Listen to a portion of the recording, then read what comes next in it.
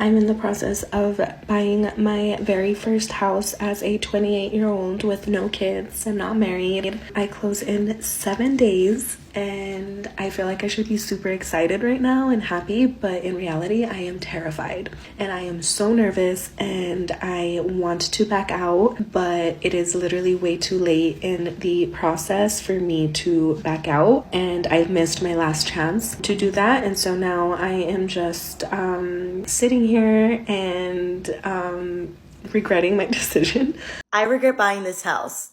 That's what I've been thinking every single day for like the past 2 months. It has been hell and I lost control and I was just able to gain back control. There's nothing that sucks more than working so hard to achieve a goal like this and to not even feel at home in my own house is absolutely heartbreaking. Buying a house is not just a pragmatic decision. It's romantic. It's a heart and mind kind of thing.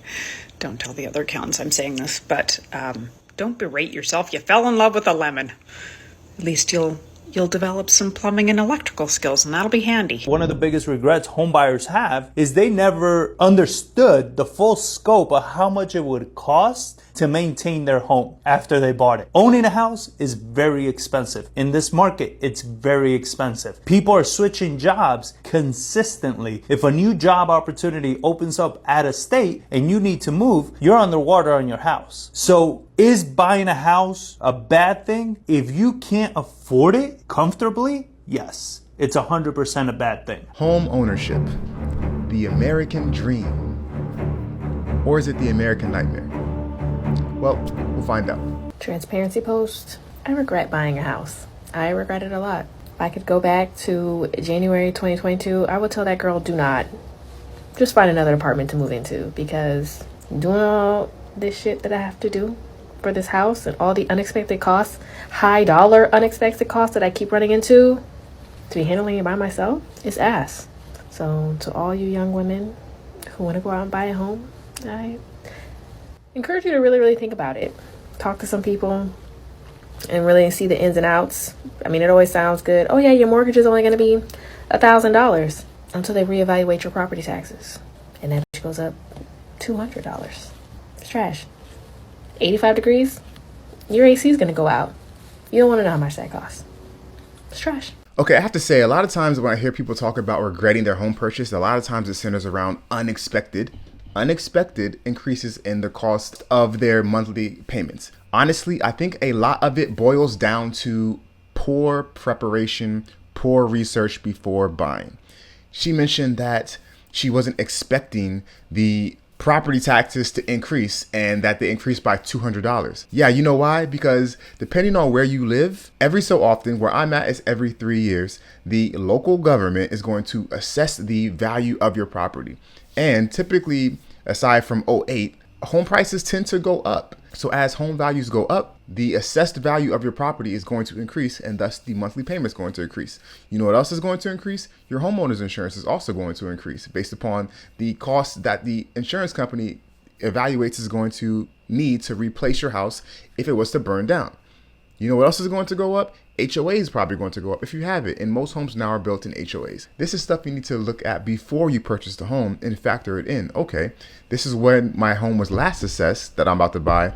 Is it going to be assessed next year, 2 years, 3 years? And when it is assessed, what based upon a percentage increase each year, do I think the home value is going to be in 3 years, so that I can prepare myself to see, can I afford that in 3 years? You need to call your insurance company that you're going to use, or a couple insurance companies before you buy, and say, hey, what is the cost of insurance likely to be? Are there any projected increases coming down the pipe? These are all things that people need to look at before they buy. But because purchase is the American dream, people go out and they buy homes blindly. This is a story of a terrible home buying experience. Everyone who knows me in real life knows that my husband and I were recently in escrow. We have an awesome real estate agent. She has gone above and beyond for us, and we love her. As a first-time home buyer, there are a lot of things about escrow that we didn't really know, so we were definitely relying on the expertise of a real estate agent to kind of navigate the waters with us. And if you don't know anything about buying a house, you're in escrow as the buyer. That's when you get to like write up all your contingencies, or basically everything that you see that is wrong with the house, and then you send it back to the seller and you play this tug of war until you agree upon, and then the house is yours. So on Monday, we paid inspectors to come to this house to do like the usual sewage, drainage, the overall house inspection. I cannot emphasize this enough. You need to pay for your own inspections. Do not let the seller pay for your inspections or do the inspections on your behalf. Because oh my God, what we found. First off, we're in San Diego, and it's been really popular for developers to come into San Diego, buy up these homes, do shitty flips, and then put them back on the market and hope that somebody just buys it.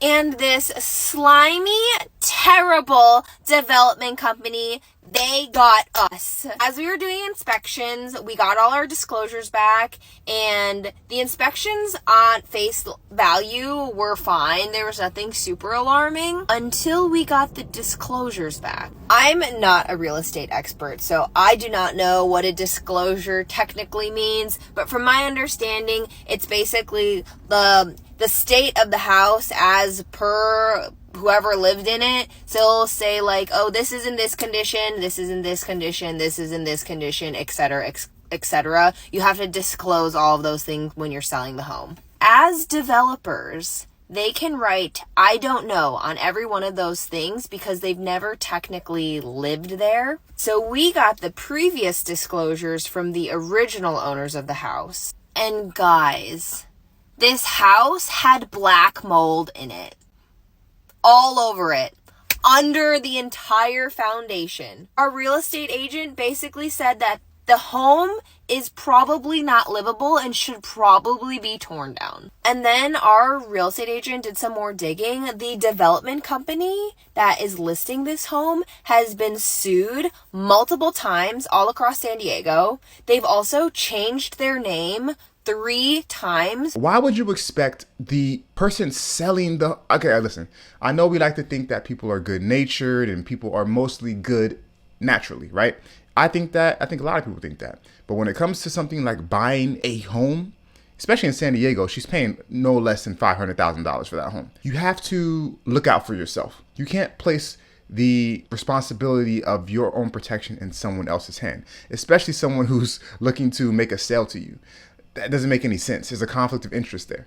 Not to make it sound like a zero-sum game situation, but that's like a member of one football team going over to the other team and asking them to, I don't know, show them their playbook. It just doesn't make any sense. The team's not going to show you their playbook because they're looking to win. And again, I don't want to make this transactional situation sound like it's a win versus lose type of thing, but again, you have to look out for yourself. Also, I'm not surprised to hear about the builder having these issues. Briefly, I took a class and I got my real estate salesperson's license in the area that I'm in.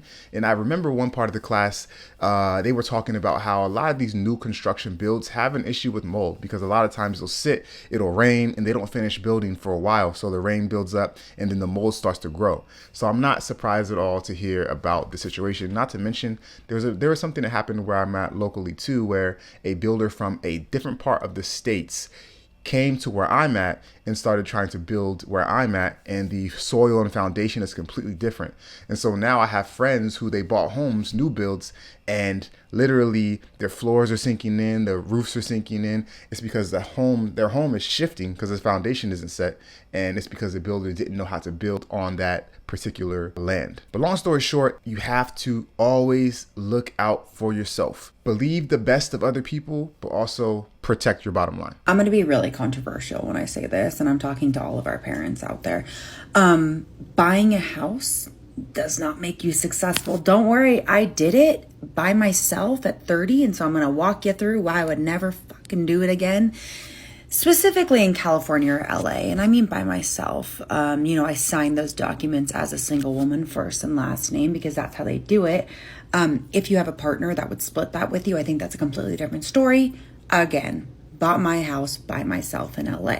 Let's go over the pricing. I bought a townhouse in LA, a 1-bedroom, 1.5 bathroom. It was $465,000. I bought it in 2021 because I thought that was going to be the cheapest thing possible. I had an interest rate of less than 3%. It was 2.99%. Things that I could not have factored in. HOA increasing. My HOA from month 1 went to $299, and then year 3 went to $486. The reason I'm talking about this is because my house is on the market. I am selling it for $535, okay? So I'm going to minus broker's fees, improvements, escrow fees, title insurance, and corrective worker repairs. With that being all added up, my profit at the end of the day for 4 years is $15,206. I put 10% down. That's $46,000, okay? If I would have taken that $46,000 and for the exact same time period, so don't be like, the market's not reliable, exact same time period, February 2021 to June of 2024, I would have made a profit of $21,644. So the difference of that would be that I was up $5,000. There's so much wrong to what she just talked about. Oh, I don't even know where to begin. Let me begin at the end. So she was talking about at the end how if she had taken that money that she used to put down on the house she bought, and she put that into the market, she would have made whatever she said she would have made. This is an area that people tend to confuse all the time. I know the biggest misconception that we're told is that buying a home is an investment. Buying a home can be an investment. However, buying a home that you live in and that you don't make a profit on is not an investment. And just before you say, oh, what do I know? Who is this guy? Random guy on YouTube talking about renting a house is an investment when it's not. Full disclosure, I own a couple properties, rental properties. So I do know a little bit about what I'm talking about. If you buy a home and it puts money in your pocket, that's called an asset. If you buy a home and every month it takes money out of your pocket, it's called a liability. So if she bought a home strictly as an investment and compared that to putting that same amount into the stock market, that makes sense. But if you're talking about a home that you're living in and comparing that to putting money into the stock market, big difference. Another mistake she made. She's lived in a home for 4 years and talked about profit. She's lucky because typically if you buy a home and you live in that home for less than 7 to 10 years and you sell, you're most likely going to lose money because of selling costs and everything that she just named. And that's because it takes time. It's something called amortization. Bankers want to get their money back first. So what they do is they front load interest on a loan. That's called amortization. Therefore, the first 14, 15 years almost, 10 years if you're lucky, most of the money that you pay each month to your mortgage goes straight to interest, straight to the banker's pocket. So the fact that she moved out after 4 years and was able to profit, i.e. get $15,000, I think she said back, she got really lucky. And that's because the place she's in is a super high cost living area. Don't believe me? She bought a, 1-bed, 1.5 bath house for $460,000. And where I live at, and I don't live in a low cost of living area at all. Trust me, it's medium cost getting to high cost of living area. I can get a 3-bed, 2.5 bath house, decent square footage for $400-ish thousand. So the same amount she paid for much more square footage, more bathrooms, more bedrooms. A couple of other things to touch on here. Again, there's a theme in this video, accountability. She said that her HOA increased and she could not have accounted for that. False. Before you buy a home that has an HOA, you need to look at the bylaws and see what it entails. This is something that if you're working with a good agent with, they should be able to tell you that and look into that with you, because it is a bit confusing and painful to go through all these documents. Okay, so we heard a few different people talk about how they think that home buying was a big mistake. They regret it. It's the worst thing in the world, the worst decision they made. So I thought I'd throw in a guy here. He's talking about how he does not regret buying a home and why he thinks it was a good decision. So let's see what he says. All right, guys, I got to admit something. The truth is, I regret waiting till I was 30 years old to buy my first house. And I don't care what anybody says, buying a house is an investment, but not just for financial reasons. It's an investment into your own satisfaction and happiness with life. Because if you look at Maslow's hierarchy of needs, property is there on the second level from the bottom as a baseline human need. And I 100% agree with it, because having some fucking landlord be able to boss you around and do what they want with you and their property is just not a way to go through life. So if you've been waiting on buying your first house, just go get it done, G. All right, guys. So This guy, okay, he did say it's an investment outside of financial. I do agree with that. It's an investment for a place to raise your family. It's an investment for a place to call your own and to make it your own and decorate it. Because when you rent, you can't do certain things. It gives you a sense of pride to have a home. I get that. So I'm totally in agreement with that. But when it comes to a financial perspective, absolutely not.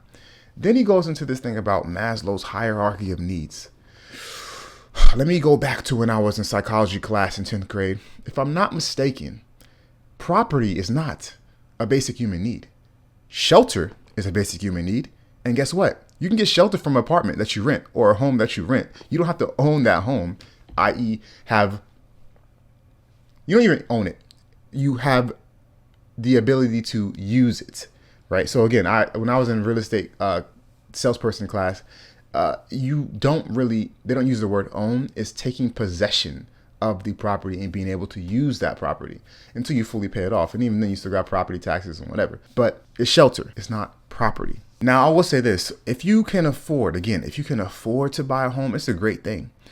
Like I mentioned before, I own a couple of homes.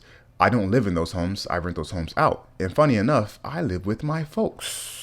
Yeah, I'm looking to buy another place for me to live in, but the reason I'm at home and I pay rent to them as well is because I'm looking to save my money so that I can buy a home I can afford. So people will look at me sometimes and go, wait a minute, you live with your parents, but you own homes. That makes no sense. It's because where I can afford to buy an investment property, I would live there if I had to, but I don't prefer to. So that's why I did that. And I bought those homes a while back before COVID, before C-19 happened and before home prices shot up and interest rates shot up. Now those same homes that I currently own, if I was to buy them now and rent them out the same way that I do now, I would be in negative cash flow. That just goes to show you where we're at now. Okay, so with that being said, moral of the story is, not to sound like a broken record, if you can buy a home and you can afford it, great thing, beautiful thing, love it, rainbows, butterflies, sunshine, all that good stuff. If you buy a home when you cannot afford it, it's going to be a nightmare on Elm Street. You're going to regret it. You're going to be sad. You're going to be crying. That being said, if you got any value from this video today, please feel free to give me a thumbs up. If you so happen to like it enough, you can subscribe. And until next time, make smart financial decisions.